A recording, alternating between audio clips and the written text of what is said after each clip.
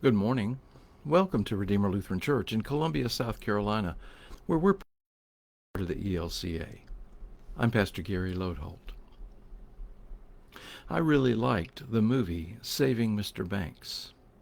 It's not really a movie I would have expected to like, but I did, very much. On the surface, it's a movie about the making of Mary Poppins, a film starring Julie Andrews and Dick Van Dyke. I saw Mary Poppins as a child, and of course loved it then and enjoyed the music. Feed the Birds is still one of my favorites. So I thought a movie about the making of another movie wouldn't be of much interest. However, when I saw it, I discovered that the author of the Mary Poppins books was quite reluctant to turn over care of her character to a man like Walt Disney. She was a prim and proper lady and didn't trust Disney not to put silly animation in the movie. The backstory was that the author, Pamela Travers, had grown up with an alcoholic father whom she adored, but none of her efforts to change her father prevented his early death. For Travers, his death took the joy out of her life. Disney bent over backwards to convince her to let him make this film about Mary Poppins.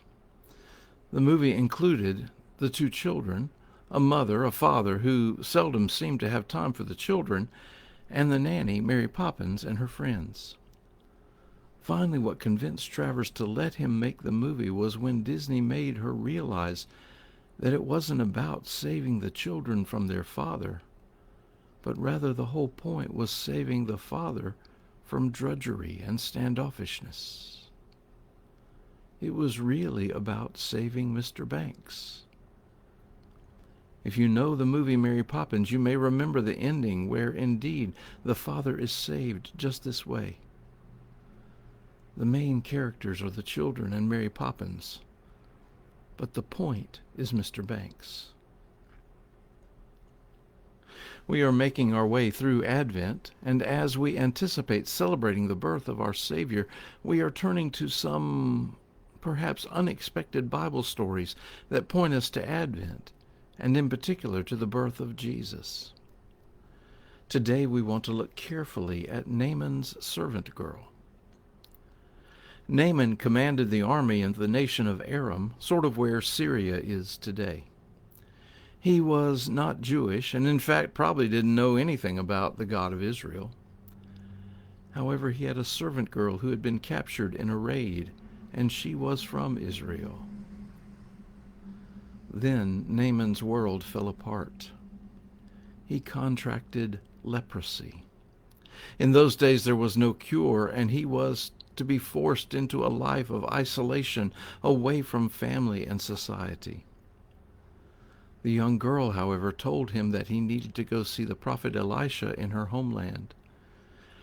Naaman had exhausted every other avenue, so he went.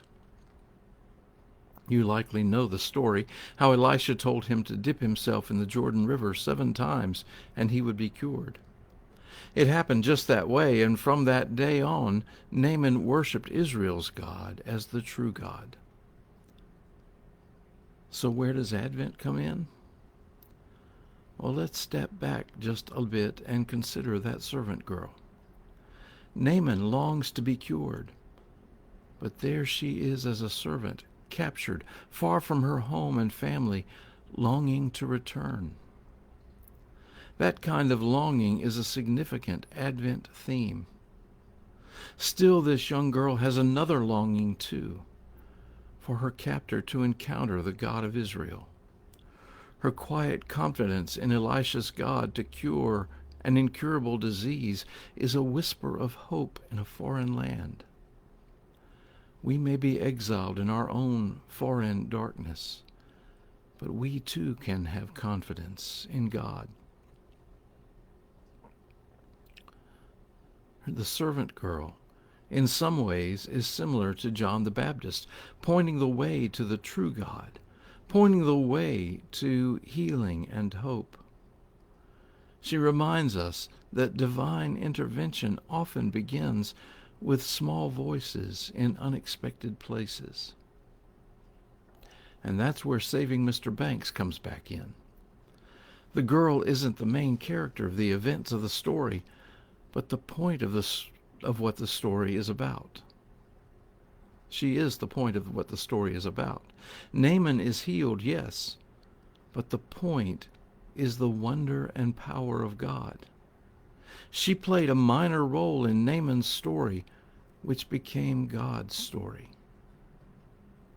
The question this invites us each to ponder is, where am I placed in someone else's story? We are often, so often, the central character in our own lives. But this servant girl and her willingness to speak up about her God makes all the difference for Naaman.